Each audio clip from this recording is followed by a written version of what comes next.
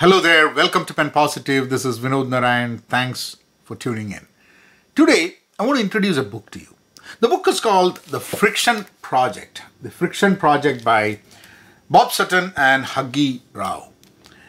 How smart leaders make the right things easier and the wrong things harder. So, we all can agree that there are right things in the world and wrong things in the world, or in a corporate world, in an environment, there are right things and the wrong things. Leaders make it easy to do the right things and hard to do the wrong things.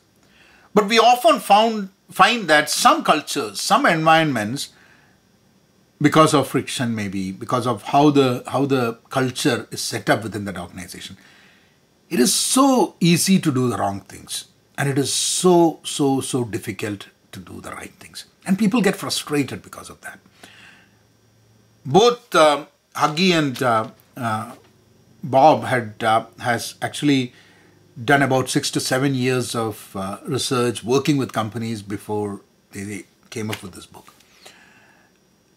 And there are so many things in the book that I felt we as professionals can really connect with. To explain friction, if you look at friction, there is good friction and there is bad friction. Good friction is what helps us to innovate, discuss, agree, disagree, and finally we come up with a way in which that is probably different from what our initial thought was. So good friction can allow us to innovate and move forward in a good way. Bad friction is where it creates so much productivity loss and inefficiency in whatever we do. So sometimes it is leadership. So there are leaders who make it, as I was saying, exactly opposite of what this book is about. Like make it so easy to do the wrong things and so difficult to do the right things. And then the book also talks about how talking about smart things is kind of easy to do. But doing it becomes more difficult because doing smart things or doing anything for that matter is about delayed gratification. We can talk, this is how it is, this is how it is, and then we'll feel that we've achieved something. But actually implementing what we are saying or implementing ourselves acknowledging what we are saying and doing something towards it, that needs us to delay gratification. There is also this concept of which I liked a lot, was jargon monoxide, like carbon monoxide, where they talk about all these jargons that we use within the in-group jargons, which makes it, sometimes there are jargons within the company which when someone comes and joins the company finds it difficult to understand. But tragically in organizations within groups, there are jargons that people don't understand. Imagine if we use a different language and another group uses a different language. How are we going to communicate? How are we going to collaborate and work? The book also asks us to be friction fixers. That is, when there is a problem, when there is a friction, we have a problem, let us fix it, should be the mentality. We have a problem, let's fix it. Rather than, who's at fault, let's go beat them up. And it's so obvious many times, it is so obvious for us to find one person to blame and everyone acting against that person, or not really literally beating, but kind of everyone weaponizes against that person. Whereas the actual problem still exists. The actual problem is not, no one is thinking about fixing it, no one is trying to solve it, and it becomes difficult. One another important stuff from the book is also about decisions. When we get into a meeting, and I'm sure you also have attended meetings where we go into a meeting and we talk, different people argue, and then set time for another meeting and move forward. This is a problem. At the end of every meeting, ask, were we supposed to take a decision? Did we take the decision? If so, what is the decision that we took? And you know the decision, then Who's going to implement it? Who's on point? If that is not decided, that is not agreed upon by everyone in the meeting, then that meeting becomes waste. Why would anyone want to get into a meeting just to talk or just to have an argument?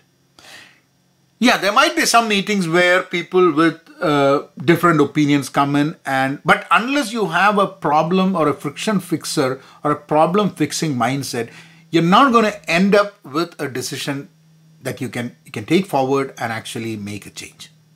So it's very important to work on that decision aspect. Pessimism and optimism. There's also an interesting thought. They say that pessimism seems very profound when you say, this is not going to work out. And optimism kind of feels very superficial. That's also an interesting thought, because I know there's too much of optimism is also, without any data to back up that optimism, doesn't make sense. But pessimism, even if it doesn't have a data to back it, seems very profound.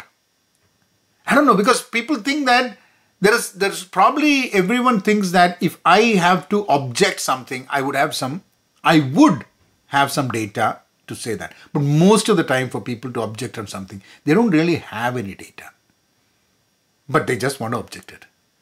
So these are all things that we see within organizations. I made some points that I wanted to actually discuss, but I really want you to read the book. The good thing about the book is that because you can either listen to the book as an audio book or read it.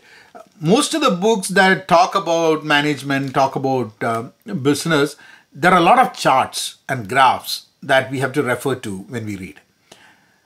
And if with audiobooks, you typically have something that you can download, but most of the people listen to audiobooks while traveling.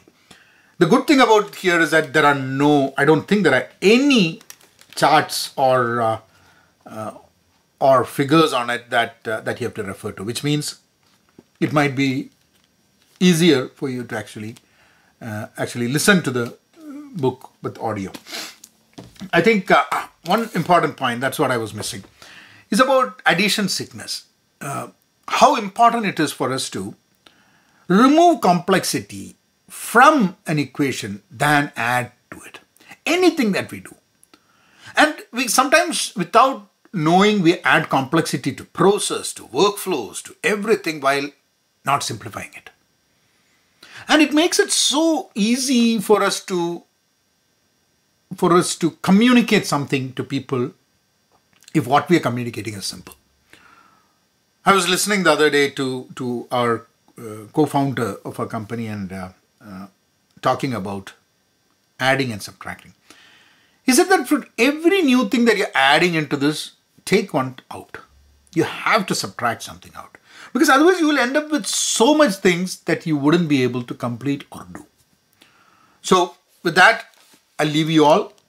The book is Friction Project by Bob Sutton and Huggy Rao.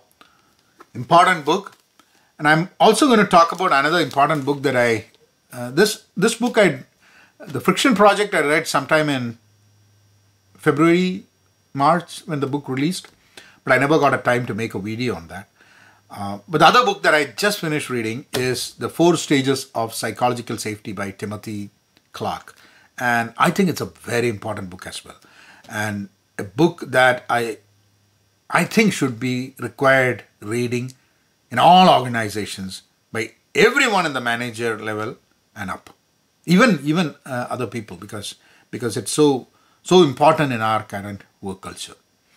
So if you have not subscribed to the channel, please do subscribe, and I'll see you all again with the next video. Thank you.